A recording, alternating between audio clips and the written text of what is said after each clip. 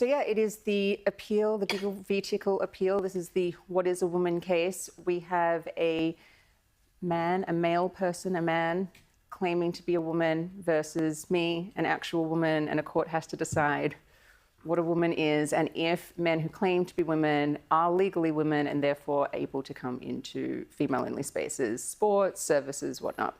Hi guys, welcome back to the channel.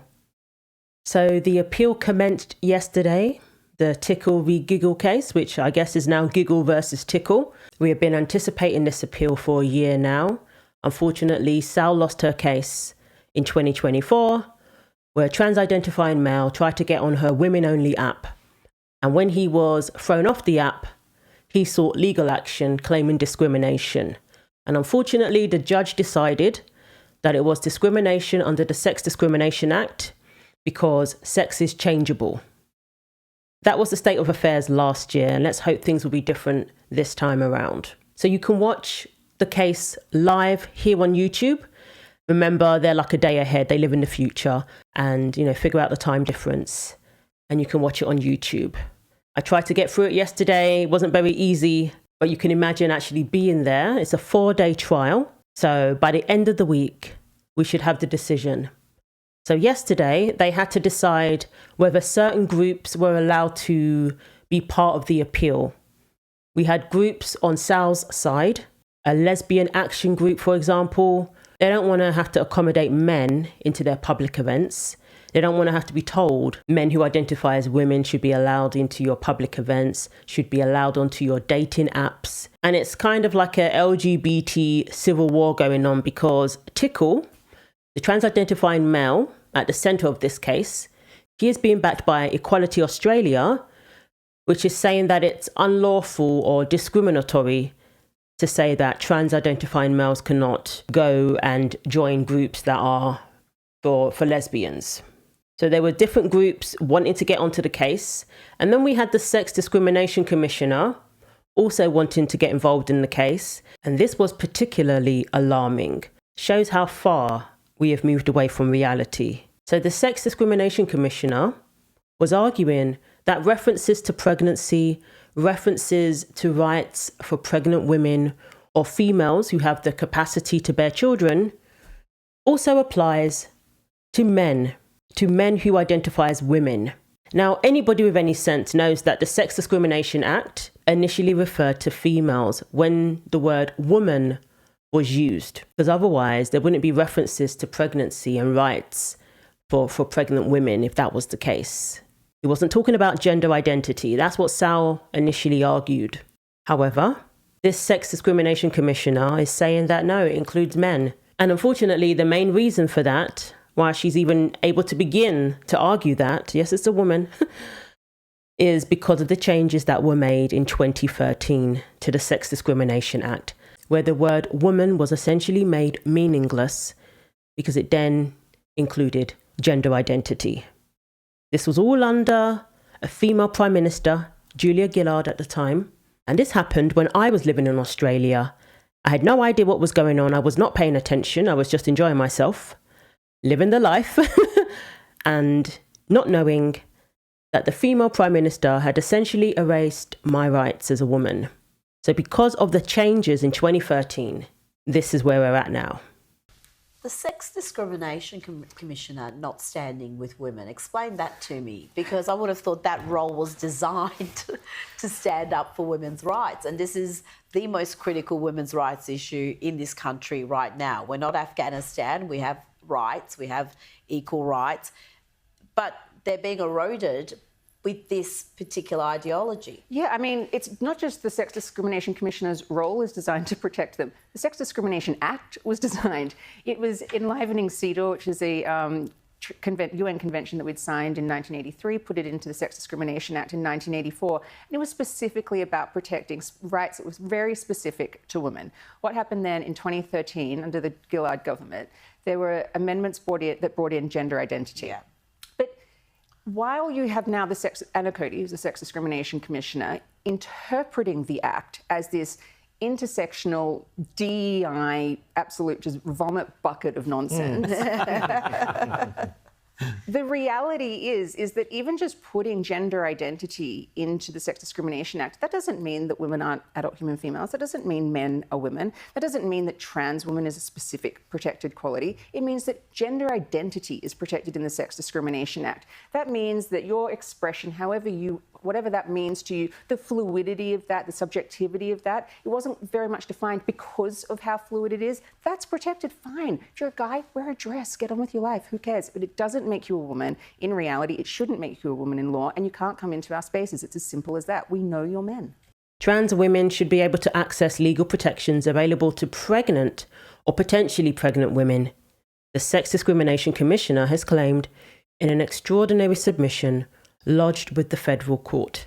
So this was before the appeal commenced. These are things that have to be established. These are things that the court has to decide. And on day one, they allowed the Sex Discrimination Commissioner to be part of the appeal, as well as the Lesbian Action Group and Equality Australia. So what the Sex Discrimination Commissioner argued, Anna Cody, she says the Act expressly gives protection to, quote, women against discrimination on the grounds of a woman's pregnancy or potential pregnancy, which includes a desire to become pregnant, or that the woman is perceived as being likely to become pregnant. So I would say that that excludes men, objectively speaking, biologically speaking, speaking in the name of sanity and everything that is true. But the repeal in 2013 of the definition of woman suggests that a trans woman should be able to access protections related to pregnancy, the Sex Discrimination Commissioner argued, which in turn confirms that the word woman is intended to include a trans woman or a man, somebody who is male. And of course, Dr. Cody did not discuss in her submission the biological capacity for a trans woman to become pregnant, which is 0. It seems that actual women like you, me and Moira, have less rights than trans women. And Peter, it's really important to keep reminding everyone out there watching at home how this happened. This happened because of Julia Gillard's government when they amended the Sex Discrimination Act in 2013 and deleted the meaning of the word woman. They repealed the meaning of the word woman. They took it out of the Act. So that's who we have to blame. You know, Julia Gillard, who everyone holds up as the feminist icon, she is responsible, and her government is responsible for leaving women in the situation that we currently are. So the judges in this case are Melissa Perry, Jeffrey Kennett, and Wendy Abraham. They have to decide whether sex is binary and established at birth or non-binary and changeable. So their main argument is that the app constituted a special measure, that under certain circumstances it's okay to exclude other groups, just like with women's sports. The female category, by definition, excludes males. There are some situations where it's okay to exclude. And that's not based on bigotry of any kind. It's just based on what's practical and what's safe and what's necessary so that that group can exist. And in this case, it was a women-only app that by definition excludes men. And then her lawyer also argued that a male who identifies as trans having his feelings hurt is not a reason to do away with women-only spaces. The need for a female-only networking platform in which biological women can feel safe and protected is so important that it must be allowed even if it excludes and hurts the feelings of transgender women, the federal court was told. And speaking of the original judgment last year, Mr. Hartley said that Justice Bromwich erred in not making factual findings about whether Ms. Grover had the relevant purpose of creating the app as a special measure. Ms. Grover's purpose was to set up a safe space in which women can communicate with others in the digital world, free to their understanding of the presence of men. A special measure does not have to be for all women, he said. Justice Perry asked Mr. Hartley why special measures should have such heightened importance when promoting one group might have perhaps even terrible consequences for other groups. This act, like all acts, are compromises, Mr. Hartley replied, saying it was dangerous to seek too deeply for some overarching purpose because there is compromise. Mr. Hutley read from the affidavits of several women who had experienced shocking harassment, misogynistic abuse, and trolling from men on other online forums, but had found sanctuary on the Giggle app. And it's a similar argument that was made in regards to this app. That was made when we talk about women-only gyms. Remember the whole case with Natalie, where she was basically bullied and trolled and harassed and threatened simply because she said that her gym was for females only, including women who have been through SA at the gym. For the women who signed up to her gym, it was either women-only gym or no gym at all. That's the case when it comes to a lot of women-only spaces. One Narcotics Anonymous member recounted how female-only NA groups had been eroded by self-identification laws. Mr. Hutley disputed whether the 2013 changes of the SDA meant that the word woman included transgender women. The legislators were not seeking to change the definition of sex as being binary, he said. A women-only group, a female-only space, by definition excludes men. And we shouldn't throw that away, throwing out the baby with the bathwater, just because some men get their feelings hurt. And it's not about looks. It's not about whether somebody's quote-unquote passing. It's simply based on biology. And there are some cases where it is not an option for women to be in a situation where men are present. They seek out women-only spaces for their very survival. He gave a great example there of Narcotics Anonymous, where women are relapsing rather than being in a space with men. That's tragic. We have cases of women sleeping out on the street, leaving themselves open to attacks because they don't want to go to a shelter that's open to men. The women-only shelters were taken away. And there was something from Tickle's team that argued that Tickle was excluded because he looks like a man. When the fact is, Tickle was excluded because he is a man. It's not based on looks, because the measures put in place to exclude men, Sall deliberately set it at a low setting, as to not exclude women who may look masculine or trans men, women who identify as men. They were allowed on the app as well because they're still women, they're female, and it's an app for women only. So it's not based on looks, which is what Tickle initially argued. No, it's based on biology. It's because you are a man. If it was based on looks, you wouldn't have been allowed onto the app in the first place. Sall wouldn't have relaxed her settings to not mistakenly exclude women based on looks. Tickle's legal team is expected to argue that every special measure needs to work for all groups protected by the Act simultaneously, which is just not possible. I can't go to a kid's sports meet and say that it needs to include me because it's discrimination against me, when the definition of the kids' sporting group excludes old people. Otherwise, there's no categories in anything. There's no groups. I don't think the purpose of the Sex Discrimination Act is for people to force their way into groups that they do not belong in, biologically speaking, based on whether one has XX or XY chromosomes. The purpose of the Act was not for it to be used to force your way into a particular group when you are excluded from that group on the basis of sex. It just reminds me of Title IX, how they tried to change Title IX so it could be used to be weaponized against women. This needs to end. This needs to be put to a stop. Australia needs to catch up with the UK and hopefully the US. We're going down the right path as well now. Stop allowing this legislation to be weaponized against the very people who it was designed to protect. The Act is fine as it was. It gives rights to everybody on the basis of sex. If you're either male or female, that's what it was designed to do, and we all know it. What happened in 2013 was an absolute disgrace, was a travesty, and we've seen the repercussions of that. It's led to more discrimination. It's led to alienating women, taking away their rights, and forcing them to be in a space with men when women need their own space for obvious reasons. And men need their own spaces too. It's to afford everybody sex-based rights and the dignity and the privacy that both of the sexes need.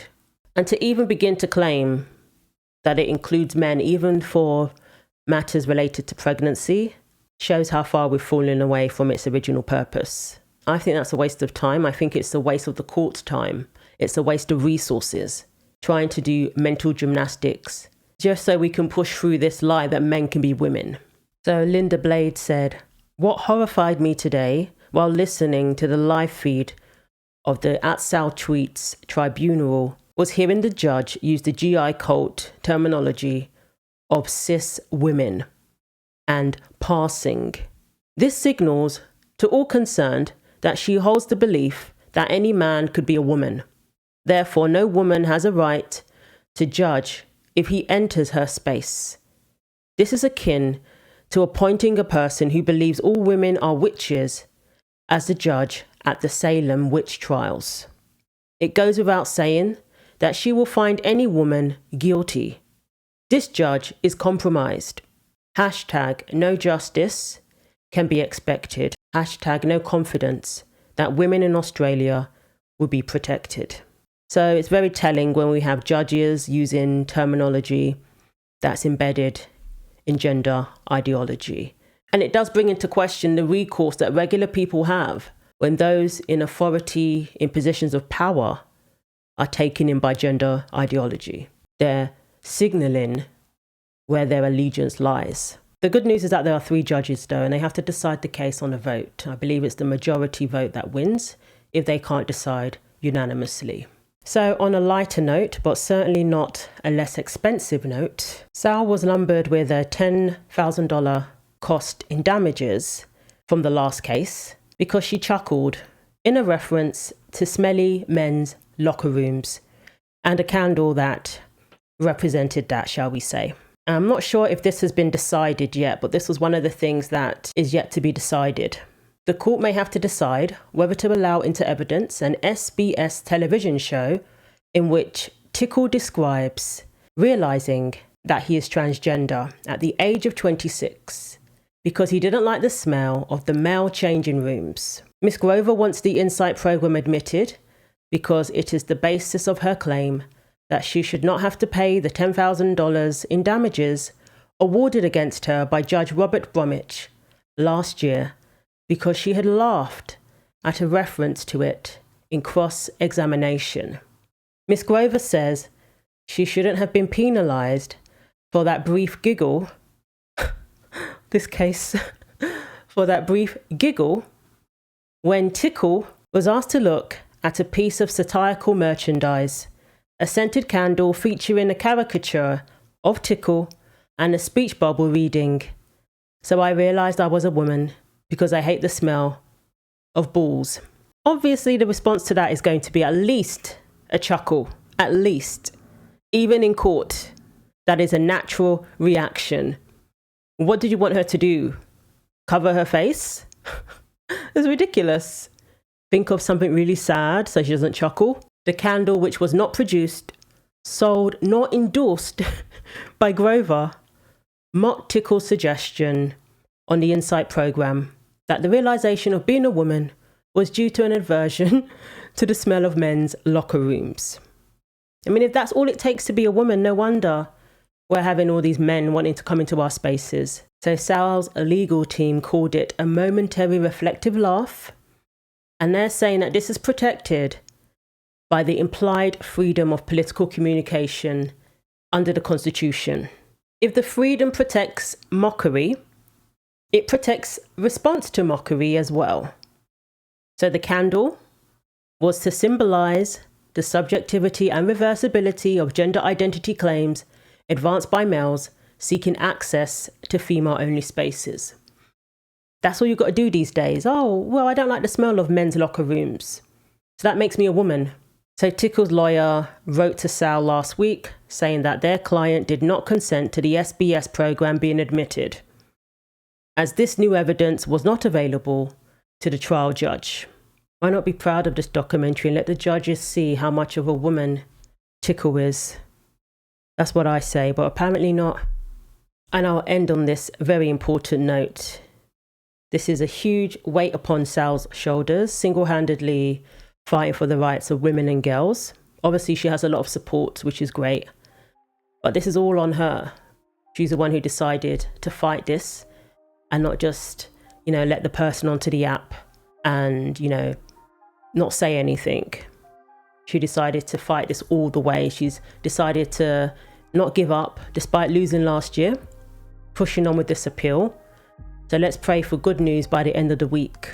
And Angie Jones said, "I can't believe defending the sex-based rights of Australian women and girls has at this point fallen onto the shoulders of one previously anonymous woman. Not a politician, a lobbyist, or an academic, but an entrepreneurial single mum from the Gold Coast. And thank goodness she had the character and ingenuity to do it, despite considerable personal and financial cost. Thank you," at Sal Tweets. And I'll leave the link for the crowdfund below. Obviously, this is all ongoing, so funds are still very much needed, I'm sure. Especially with this $10,000 worth of damages for laughing. So let's hope for the best. If it can happen in the UK Supreme Court, there's still hope for Australia as well. So let me know what you think. Thanks for watching. Like, comment and subscribe. Take care of yourselves, and God willing, I will see you in the next video.